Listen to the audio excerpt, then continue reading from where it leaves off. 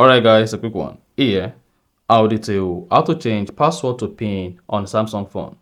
So if at the end of this you found this offer informative, please don't forget to like and then subscribe. Now the first thing you want to do is go ahead and open the settings app on your Samsung phone. On the settings, scroll down, locate and click on lock screen and AOD. Click on secure lock and biometrics. Go ahead and type in your current password. Now, to change from password to PIN, go ahead and select PIN.